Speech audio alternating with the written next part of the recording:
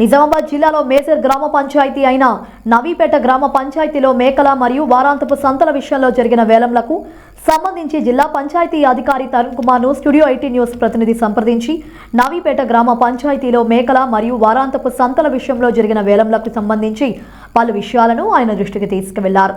ఈ సందర్భంగా డిపిఓ మాట్లాడుతూ గ్రామ పంచాయతీ అభివృద్ధికి ఏం పనిచేస్తాం తప్ప సిండికేట్ల జేబులు నింపడానికి పనిచేయమని స్పష్టం చేశారు. గ్రామ పంచాయతీకి నిధులే ముఖ్యమని అభివృద్ధికి కట్టుబడి ఉన్నామని చెప్తున్న డిపిఓ తరుణ్ కుమార్తో మా ప్రతినిధి శివకుమార్ ముఖాముఖి. పంచాయతీ అధికారి సిహెచ్ తరుణ్ కుమార్ గారి దగ్గర ఉన్నాం.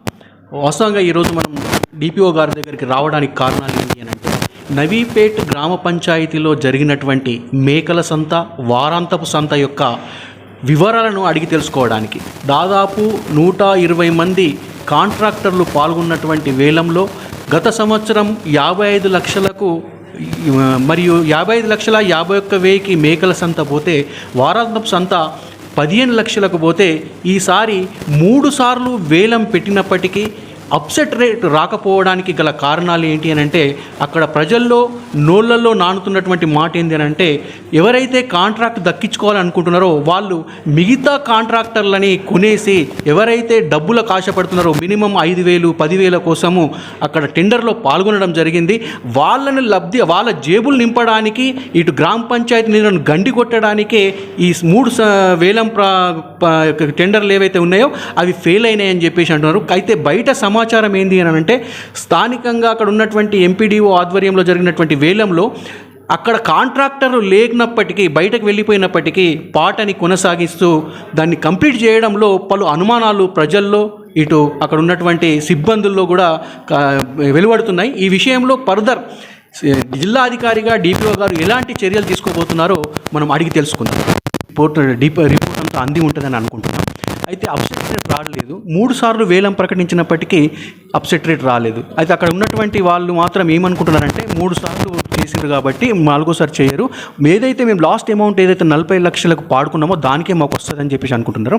మరి అది ఎంతవరకు కరెక్ట్? ఇప్పుడు గ్రామ పంచాయతీకి ఎలక్షన్ కోడ్ ద్వారా నిధులు రావు గవర్నమెంట్ నుంచి. ఈ వచ్చే డబ్బులే గ్రామ పంచాయతీ సిబ్బందికి జీతాలు కావచ్చు, ఇంకేదన్నా డెవలప్మెంట్ వర్క్స్ వాడుతూ ఉంటారు. మరి ఇప్పుడు దీన్ని మీరు ఏ రకంగా చర్యలు తీసుకోబోతున్నారు?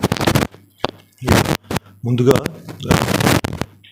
గ్రామ పంచాయతీకి సంబంధించిన ఆదాయ వనరులకు సంబంధించి వేలం అనేది మాకు ప్రధానమైనటువంటి రీసోర్స్. దాంట్లో మాకు ఏ గ్రామంలో అయినా సరే వేలం పెట్టాలి అంటే అక్కడ ముందు ఒకసారి అనౌన్స్ చేస్తాం. అనౌన్స్ చేసిన తర్వాత మేము ఇచ్చినటువంటి అప్సెట్ ప్రైస్ అంటే మా డిఎల్పిఓ గారు ఇచ్చేటువంటి అప్సెట్ ప్రైస్కి కనుక వచ్చిందంటే ఆటోమేటిక్గా ఫస్ట్ టైం వేలం అయిపోతుంది. ఒకవేళ రాలేదు, ఏదైనా కారణాల చేత రాకపోతే దాన్ని మరొక 2 సార్లు డేట్ ఇచ్చి ప్రాపర్గా చేయడం జరుగుతుంది. ఒకవేళ 3 సార్లు కూడా రానట్టయితే ఆ రిపోర్ట్ తెప్పించుకోవడం జరుగుతుంది. ఆల్రెడీ మా దృష్టికి ఈ విషయం వచ్చింది, రిపోర్ట్ కూడా వాళ్ళు పంపడం జరుగుతుంది. 1 or 2 daysలో I will receive the report రాగానే ప్రస్తుతం ఉన్నటువంటి మోడల్ కోడ్ ఆఫ్ కండక్ట్ను దృష్టిలో పెట్టుకొని కలెక్టర్ గారి యొక్క ఆదేశాల మేరకు పంచాయతీరాజ్ చట్టం 2018 ప్రకారమే ముందుకెళ్ళడం జరుగుతుంది తప్ప ఎవరో ఊహాగానాలు చేసుకున్నట్టు ఎవరో ఊహించుకున్నట్టు జరగదు. చట్టం ప్రకారమే ఖచ్చితంగా చేయడం జరుగుతుంది. వేలం హాల్లో ఎవరు కాంట్రాక్టర్ లేరు, కానీ అక్కడ ఉన్నటువంటి సిబ్బంది వేలం పాటని 40 లక్షలు 1సారి 2సారి 3సారి అని ప్రకటించడం జరిగింది. అక్కడ కాంట్రాక్టర్లు ఎవరు లేరు.